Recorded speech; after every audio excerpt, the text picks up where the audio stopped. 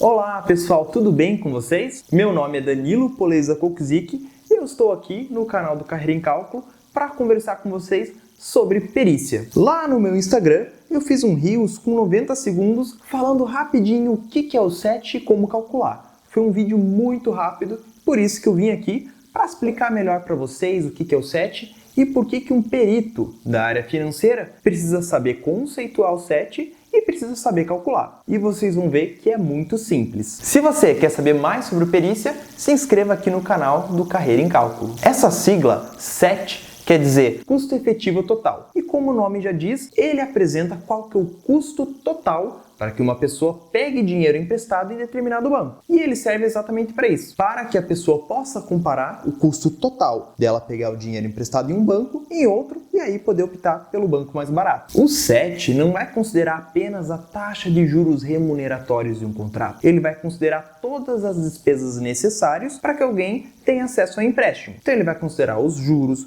vai considerar tarifas, taxas cobrados, seguros, IOF, enfim, tudo aquilo que o consumidor vai precisar assumir e pagar para ter acesso a determinado capital. É muito importante que nós, peritos da área financeira, tenhamos conhecimento sobre o que é o SET e saiba calcular ele, simplesmente porque muitos advogados acabam fazendo pedidos para que o SET de um contrato seja limitado à taxa média de mercado, que é a taxa média informada pelo Banco Central. A gente não pode confundir os juros remuneratórios com o SET, exatamente porque o SET engloba tanto os juros quanto as outras despesas do contrato. E o Banco Central, quando informa a média de juros cobrados pelas instituições financeiras, ele informa a média da taxa de juros remuneratórios. Então a gente fazer um comparativo da taxa de juros do mercado com o SET, que engloba os juros e outras despesas, é injusto e não faz nenhum sentido. Até porque cada banco vai ter uma tarifa diferente, vai cobrar um seguro ou não. O consumidor também pode optar por escolher um seguro prestamista em algum financiamento, e aí isso poderia destoar totalmente o SET da média de juros de mercado. Então, se um advogado pedir para você, como perito assistente, realizar um cálculo limitando o SET à taxa média de mercado, você precisa informar ao seu cliente que não é isso que o SET informa, mas sim o custo total do contrato. Pode ter certeza que o teu cliente vai agradecer, porque você vai economizar o dinheiro dele, não entrando com uma ação que provavelmente não vai para frente. Agora, se você for perito judicial nesse caso, pode ser que exista um quesito falando sobre o SET, ou então que você tenha que fazer um cálculo para falar sobre o SET ou até para demonstrar para o juízo o que é o SET, como ele funciona. E aí, você mostrando que domina essa informação, o juiz vai confiar mais no seu trabalho, vendo que você tem conhecimento, e você vai ajudar a justiça a ser feita. Eu preparei uma planilha bem simples no Excel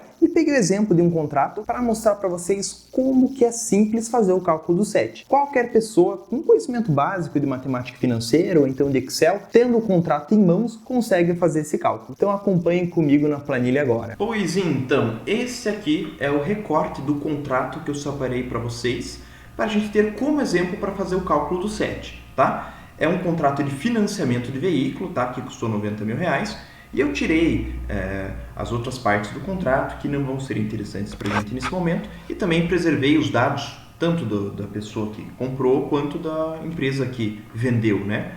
Exatamente para não dar nenhum problema. Mas é um padrão, tá? Que eles entregam esse resumo do financiamento.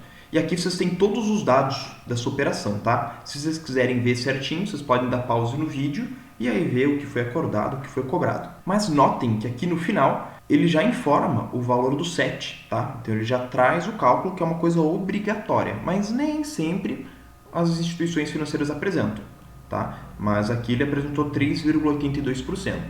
E agora nós vamos ver como que foi feito esse cálculo e se bate, tá legal? Como eu disse, esse aqui é um contrato de financiamento de veículo. Basicamente, essa pessoa foi numa loja de carro e comprou uma Amarok por R$90 mil. Não lembro o ano, só lembro que era uma Amarok. Para comprar esse veículo, que custou R$90 mil, ele ofereceu a título de entrada R$36 mil. E aí ele assumiu então um financiamento de R$54 mil. Tá? O que acontece? Ele queria um carro de R$90 mil, tinha R$36 mil, deu de entrada e faltou esses R$54 mil para comprar. Então, o valor que ele precisava para comprar o carro que ele queria era os 54 mil. Mas, o que o banco fez? Para liberar esse valor para ele, os 54 mil, ele cobrou algumas tarifas nesse financiamento, que são o seguro prestamista, que é um seguro que não tem nada a ver com o seguro do veículo, tá? Um seguro sobre o pagamento das prestações, cobrou uma taxa de registro do contrato no Detran, tá bom? Cobrou, que mais? Vamos ver.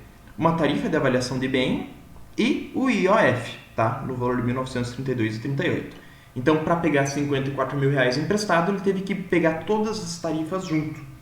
E aí, pagou esse financiamento em 48 prestações de R$ 2.473,67 a uma taxa de juros de 3,19% ao mês. Isso aqui é basicamente o resumo do contrato, tá bom? Deixei aqui uma planilhazinha para o cálculo do SET, tá? Já deixei ela armada para a gente não perder tempo, mas é algo bem básico, não tem fórmula, não tem nada aqui, tá bom? Como que a gente vai calcular o SET? Qual que era o valor do veículo que foi comprado nesse caso? A gente sabe que é R$ 90 mil, está aqui no contrato. Então vamos digitar 90 mil. Ele deu entrada? Sim, deu R$ 36 mil a entrada. Então, 36 mil de entrada. Qual que é o valor líquido, ou seja, o valor que ele precisava pegar emprestado? É o 90 mil menos 86, que é 54 mil, exatamente como está informado aqui no contrato.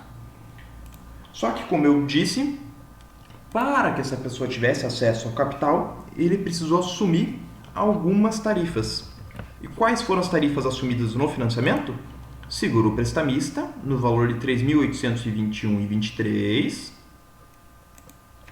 R$ 3.821,23. Tarifa de registro do contrato, que é essa aqui de R$ 350. A tarifa de avaliação do bem, está aqui para baixo, R$ 239. E o IOF, que foi de R$ 1.932,38. Ou seja, qual que foi o total financiado? Vou usar uma fórmula, que é igual a soma o valor líquido do financiamento, que é o valor que ele pegou emprestado, mais as tarifas. Se você quiser, você também pode simplesmente somar um por um, tá? Mas assim é mais rápido.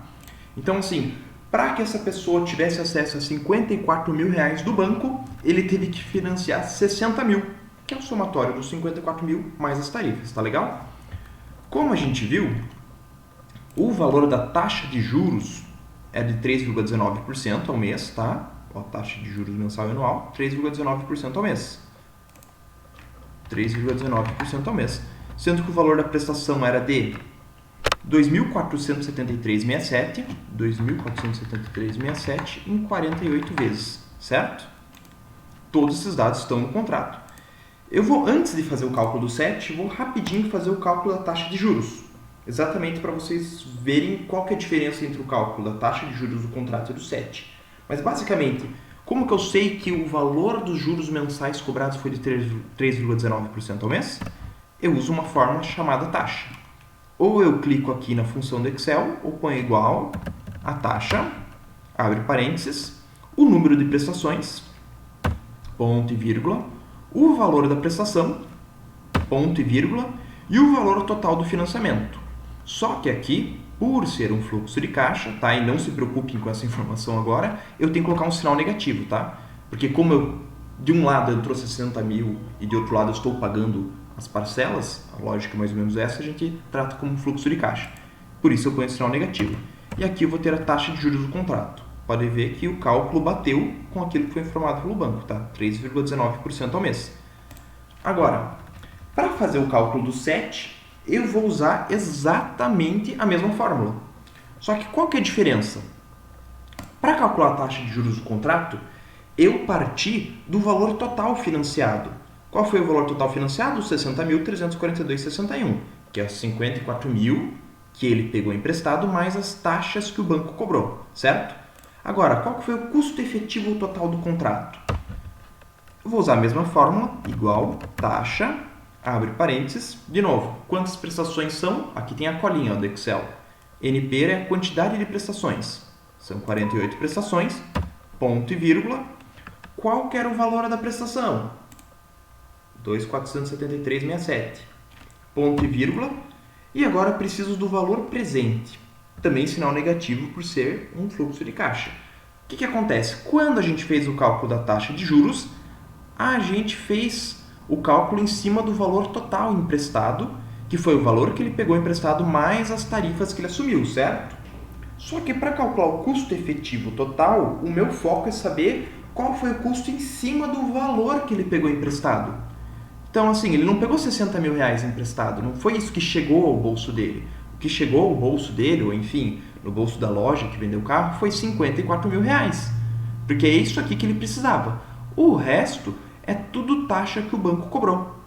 Então, a gente vai calcular sobre os 54 mil... sobre 54 mil reais. Quanto que deu 7? 3,82%. Que é exatamente o que está informado no contrato. Viu? O cálculo é simples, ele é o mesmo cálculo da taxa de juros. Dá para fazer na calculadora, dá para fazer na mão. Eu estou fazendo aqui pelo Excel, tá? Para ficar demonstrado. Mas qual que é a lógica do 7? A gente vai relacionar o valor da prestação paga, que ela foi calculada sobre o total financiado, né? Que tem todas as tarifas, com o valor que ele pegou emprestado. Por isso que o 7 é maior do que a taxa de juros do contrato, tá? E se algum advogado tentar limitar 7 a esse valor aqui, ele sempre vai ter uma diferença a calcular. Só que não vai passar na justiça porque não faz sentido.